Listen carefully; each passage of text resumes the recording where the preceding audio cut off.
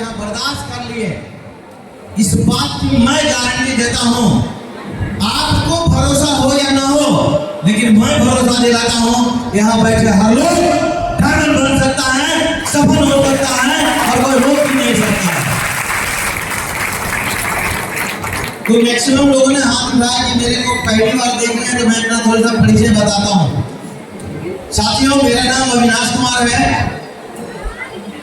और इससे पहले मैं भारतीय रेलवे स्टेशन मास्टर हुआ करता था।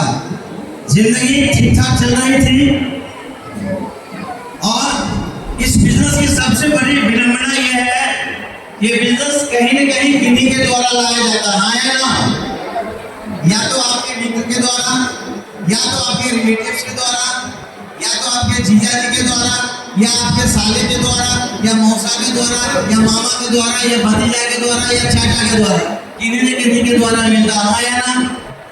हाँ या ना? दूसरी बात, मैं आपको कुछ समझाने पढ़ाने नहीं आया हूँ, कोई मैं प्रोफेसर नहीं हूँ, लेकिन मैं यही बताने आया हूँ कि यहाँ यदि एक बार आपने डिसीजन ले लिया कि मेरे को डायमंड बनना है, तो दुनिया की कोई ताकत नहीं जो आपको डायमंड बनने से रोक सकता है। सिर्फ आपको डिसीजन लेने की जरूरत है। जिंदगी ठीक ठाक चल रही थी। बात करूं 2009 की, हमारे बचपन के मित्र, हम लोग साथ पढ़े लिखे बढ़े, खाना पीना साथ खाए खेले। तो मैं उस शख्स का नाम लूं तो एकदम जोरदार ताली आप लोग बजाएं, मिस्टर सत्येंद्र प्रसाद जी के लिए। सत्येंद्र प्रसाद जी पढ़ाई लिखाई करने के बाद वो आगरा चले गए और मैं पढ़ाई लिखाई करने के बाद समस्तीपुर आ गया। मेरे भैया वही इंजीनियर थे, तो मेरी पढ़ाई लिखाई वही होने लगी और मैं आईएससी बीएससी केमिस्ट्री से मैं ऑनर्स किया। पढ़ाई लिखाई करने के बाद क्या हुआ कि मेरी जॉब लग गई स्टेशन मास्टर की, तो मैं मुंबई चला गया। मुंबई सर्विस कमीशन से था, फिर उधर से ट्रांसफर होकर इधर आ गया था। जिंदगी ठीक ठाक चल रही थी। सत्येंद्र प्रसाद जी ने फोन लगाया कि अविनाश जी, मैं बिजनेस के सिलसिले में आ रहा हूँ। आवाज पीछे आ रही है? क्लियर? पीछे वाले हाथ उठाएंगे। क्लियर आ रही? Very good. सत्येंद्र प्रसाद जी ने बताया कि अविनाश जी बिजनेस के सिलसिले में आ रहा हूँ। तो मैंने सोचा कि वो बिजनेस कर रहे हैं तो अपने कुछ बिजनेस के सिलसिले में आ रहे होंगे, तो मुझे लगा कि चलो मेरे मित्र हैं और हम दोनों की फिर यारी हो जाएगी और फिर बातचीत हो जाएगी। और सबसे बड़ी बात कि वो अपने वाइफ के साथ आ रहे थे और वाइफ को पता नहीं क्या क्या कह के आ रहे थे। ये अविनाश जी हमारे बचपन के मित्र हैं और स्टेशन मास्टर हैं, देखना एक बार में इन्होंने ज्वाइन कर जाएंगे। मुझे नहीं मालूम है दोस्तों कि क्या सोच के आए थे। जब हम लोगों ने खाना पीना खाया तो एक छोटे से टेबल पर मैं बैठा, 4 कुर्सियां लगी हुई थी, एक पर मैं, मेरी वाइफ, एक पर सत्येंद्र प्रसाद और उनकी वाइफ। उन्होंने क्या किया कि प्लान बताना शुरू किया सेल्स और प्लान बताते उन्होंने बोला कि अविनाश जी, इस बिजनेस में यदि घंटा 2 घंटा आप काम करते हैं तो यहाँ से 2 लाख रुपया सप्ताह और 8 लाख रुपया महीना मिलता है। वो उस समय की बात बोल रहा हूँ, अप्रैल 2009 की बात बोल रहा हूँ, अभी से 16 साल पहले की मैं बात बता रहा हूँ।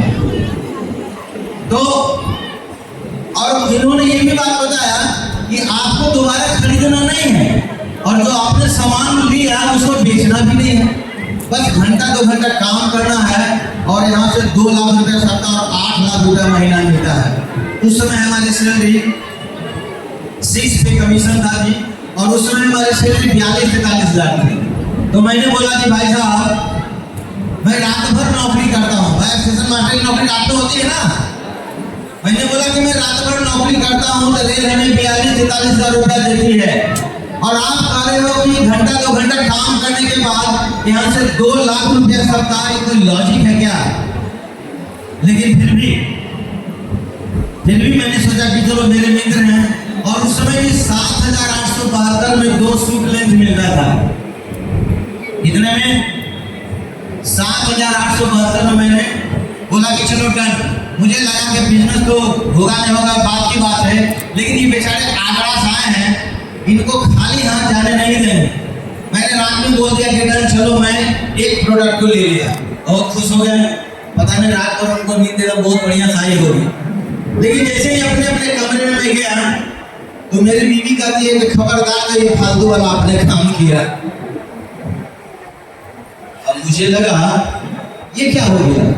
मैंने बोला कि मेरे मित्र हैं और ये 8,000 मेरे लिए कौन सी भारी बात है। तो उन्होंने बोली इनको 16,000 दे लो, लेकिन ये फालतू वाला काम नहीं करना। क्योंकि इससे पहले मैं इसी तरह का कोई बिजनेस शुरू किया था, पूरा दीवाना था उस बिजनेस के लिए, लेकिन मैं सफल नहीं हुआ।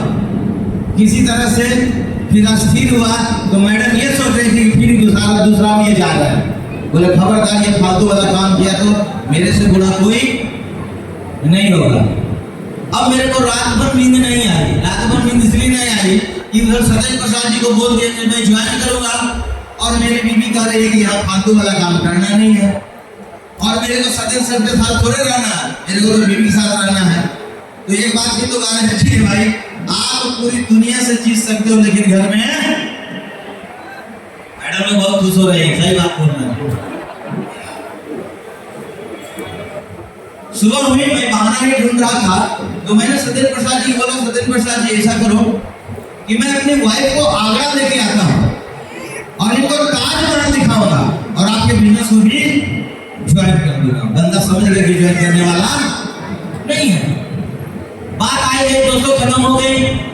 ठीक 2.5 साल के बाद उस शख्स से हमारी फिर मुलाकात होती है और 2.5 साल के बाद जब मुलाकात होती है, चूंकि मेरे भतीजा का शादी था और चूंकि मेरे बचपन के मित्र थे तो उनके यहाँ न्योता वगैरह चलता था मेरा।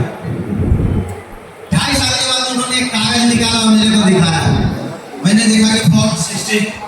मैंने बोला ये तो बिजनेसमैन है, फॉर्म 16 से क्या लेना देना। बोला याद है आज से 2.5 साल पहले तुम्हारे घर आया था समस्तीपुर। मैंने बोला हाँ याद है। और ये भी याद होगा कि तुमने बोला था कि ये फालतू वाला काम है और तुम ज्वाइन भी नहीं किया है। बोला हाँ चलो ये बात तो सही है। तो मैंने देखा दोस्तों कि 4 सप्ताह के जो उनकी आमदनी थी ना वो 1,10,30 रुपया था और उस समय भी मेरी सैलरी 50,000 नहीं हुआ था और वो दिन था 28 जुलाई 2011। इस महान सिस्टम में दोस्तों में ज्वाइन हो गया।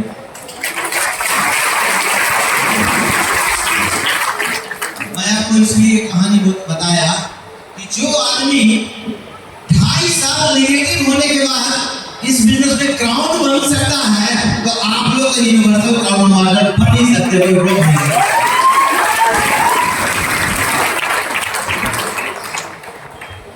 और दोस्तों घंटा 2 घंटा मैं इसमें देना शुरू किया तो जो मेरे जान पहचान वाले थे, एक्चुअली होता क्या है कि जो आदमी जिस फील्ड में होता है, मेरी बात को समझ में आ रही है कि सारे लोगों को आवाज क्लियर है मेरी? Thank you. तो जो फील्ड में जो आदमी जैसे कोई मास्टर साहब है उनको जाकर मास्टर साहब से जान पहचान करो, हाँ या ना। कोई यदि ट्रेजरी में काम करता है उसको जाकर बिहार सरकार के लोगों से जान पहचान होता है, हाँ या ना। तो मेरा ज्यादा जान पहचान रहने वाला सीख। तो सत्येंद्र प्रसाद जी बताया कि अविनाश जी ऐसा करो कि आप घर घर जाकर जिसको तुम जानते हो पहचानते हो उनके पास ज्यादा करके प्लान दिखाओ। मैं काफी एक्साइटेड था और सत्येंद्र प्रसाद जी का वो जो 4 सप्ताह की जो आमदनी थी ना उसको मैंने फोटो स्टेट करा कर रख लिया था और मैं काफी एक्साइटेड होकर के स्टेशन मास्टर के पास गया। बोला भाई साहब मैं आ रहा हूँ। बोला अभी अभी तो मिले हैं, मैं चाय पीने आ रहा हूँ। बोला और जब उनके पास गया मेरा मकसद चाय पीना नहीं था। उन्हीं के टेबल पर बैठकर मैंने प्लान दिखाना शुरू किया और प्लान दिखाना शुरू किया। जैसे ही प्लान में मैंने बोला कि भाई साहब जीवन में कोई एक आइटम लेते हैं और घंटा 2 घंटा काम करते हैं, यहाँ से 2 लाख रुपया सप्ताह और 8 लाख रुपया महीना, जैसे ही बोले वो आदमी मेरे को पहले ऊपर से नीचे देखा। बोला क्या हो गया? मैंने बोला क्या हो गया? बोला ढीला हो गया क्या? मैंने बोला मतलब तुम भक्ति बात करते हो कितना सैलरी मिलता है? तो जितना मिलता बता दी। और तुम बोल रहे हो 8 लाख रुपया महीने, पागल हो गया क्या? अच्छा तू ज्वाइन कर लिया? मैंने बोला हाँ ज्वाइन कर लिया। पैसा भेज दिया? मैंने बोला तो कब का भेज दिया? बोला तो मना किया। और उस आदमी ऐसा था कि उसको 1 यूनिट ब्लड मांगते 2 यूनिट देने के लिए तैयार था, लेकिन वो आदमी मना कर दिया। इतना बुरा लग रहा होगा, समझ में आ रहा। फिर भी दोस्तों मेरी दुकान है। उसके बाद मैंने फिर टीटी को फोन लगाया, बोला भाई साहब कहाँ हो? तो बोला मैं ट्रेन लेके आ रहा हूँ। मैं बोला कितने बजे आ जाओगे? तो बोला 4 बजे तक आ जाऊँ। मैं बोला 5 बजे आऊँ क्या? बोला आ जाओ। और जब उसके पास गया, प्लान दिखाना शुरू किया। जैसे जैसे प्लान खत्म हो रहा था वो आदमी मुस्कुरा रहा। और जब सामने वाला मुस्कुराता है तो क्या लगता है? ये चूहा तो फंसेगा। हाँ जी, लगता है ना? क्या लगता है? सामने वाला तो जरूर फंसेगा। और जैसे ही मैंने कहा कि भाई साहब जीवन में एक बार एक आइटम यहाँ से लेते हैं, घंटा 2 घंटा काम करते हैं, तो यहाँ से 2 लाख रुपया सबका और 8 लाख रुपया महीना मिलता है। जैसे ही मैंने बोला तो मेरा डायरी ने सबसे पहले पलट दिया और बोला मीनाक्षी एक बात बताओ कि तुम इस तरह कितने कंपनी में काम किए हो? तो एक में तो किया था तो मैं फेल हो गया। मैंने बोला कि भैया एक दूसरा। तो बोला ये तुम 13वां बताने आया, 12 में करके छोड़ दिया हूँ। कोई करोड़पति नहीं बनता है, ये फालतू का काम है। अरे बच्चा आराम करो, काम कर रहे हो, नौकरी कर रहे हो, बच्चे बीवी के साथ ऐसे मत करो। कौन सा लफड़ा में तुम पर गया? मुझे लगा ये क्या हो गया। और जानते हैं ऐसे करते कराते मैंने 30 प्लान दिखाया जी। कितना दिखाया? 30 प्लान दिखाया और 5 महीना हो गया। और आश्चर्य की बात है कि एक चूहा भी नहीं फंसा। अब मेरे को क्या लग रहा होगा आप बताइए, कैसा लग रहा होगा? कुछ तो कुछ लग रहा होगा हमें। उस समय कौन याद आ रहा होगा? अप्लाई तो मेरा यहाँ था नहीं, आप कोई डाउनलाइन बना नहीं। हमें वो याद आ रहा था जिसने मेरे को फंसाया है। आया ना? और मैंने उनको फोन लगाया सत्येंद्र प्रसाद जी को और बोला सत्येंद्र प्रसाद जी बधाई हो। बोला हाँ यहाँ से कितने लोग ज्वाइन करा? मैं ज्वाइन करा। अरे 30 लोगों को प्लान दिखाया, 5 महीना हो गया और एक कबूतर भी नहीं फंसा।